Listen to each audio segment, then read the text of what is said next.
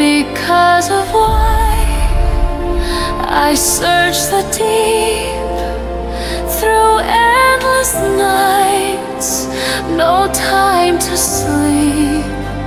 The call inside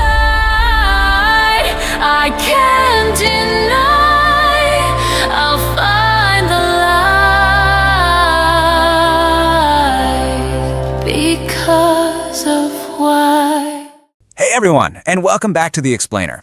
Today we are tackling a really fascinating economic puzzle, and we're going to break it all down. So, you gotta ask, right? How did this tiny country, a place literally built on reclaimed swamp, become one of the wealthiest nations on Earth? It's a great question, and to answer it, we've got to look at where they came from, what's driving them now, and, what challenges might get in their way.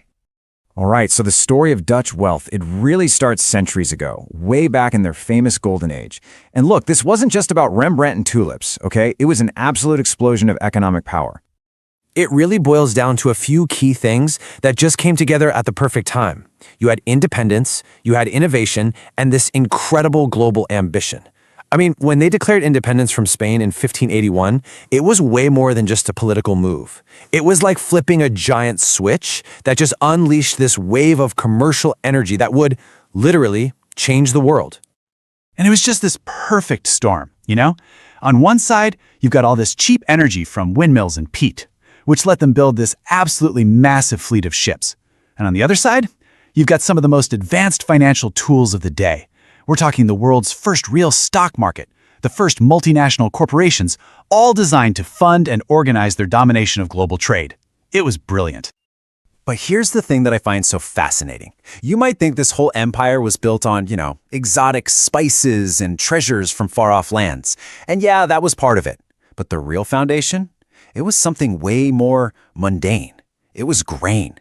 Grain from the Baltic. They literally called it the mother trade because it was the bedrock that held the whole system up. Wild, right?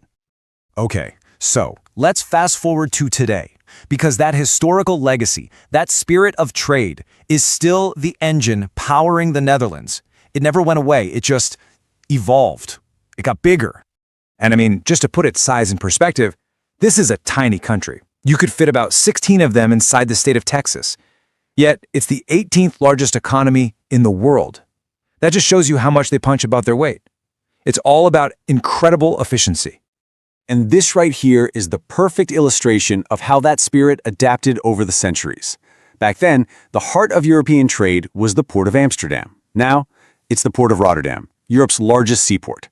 The technology changed, the location shifted a bit, but the core mission is exactly the same. Be the gateway to Europe. But trade, as important as it is only one piece of the modern puzzle. In the 20th century, two massive things happened that completely reshaped Dutch wealth. One was a huge resource discovery, and the other was a really smart pivot towards innovation. So, can a country be cursed by its own resources? Well, the answer to that came in 1959. They discovered this massive natural gas field, one of the biggest in the world, and at first, it looked like they'd won the lottery. But there was a catch. A big one that would change their economy forever. They even coined a term for it, Dutch disease. It's this weird economic thing where a huge influx of money from a natural resource, in this case gas, actually ends up hurting other parts of your economy. See, all that gas money made their currency super strong. Sounds good, right? But what it really did was make all their other exports, like manufactured goods, way more expensive for other countries to buy, so they became less competitive. So to fight this Dutch disease, they did something really smart. They made a strategic choice to pivot. They poured money into becoming a leader in innovation. And you can see the results for yourself right here.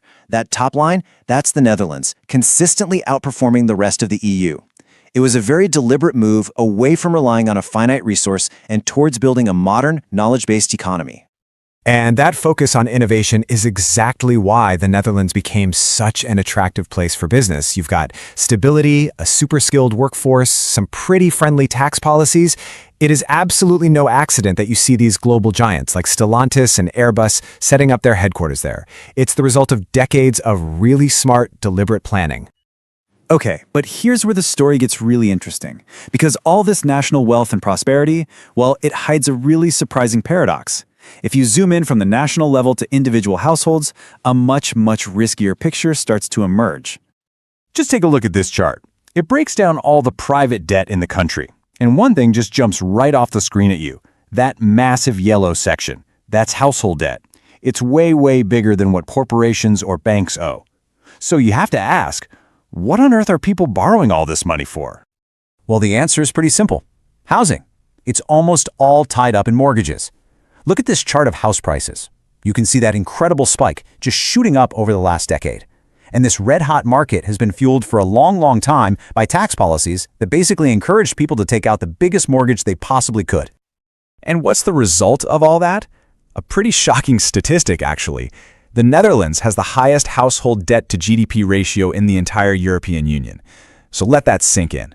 The country is rich, yes, but its citizens are leveraged to the absolute max, and that creates a huge vulnerability. I mean, if house prices were to drop sharply, or if interest rates were to climb, that could spell serious trouble for a lot of people. So you've got this major vulnerability bubbling up from within, and now it's being hit by a bunch of new headwinds from the outside. The Netherlands is starting to face some serious bottlenecks that are threatening its future growth. The old ways of doing things, they're just not working like they used to. It's like the whole economic engine is starting to clog up.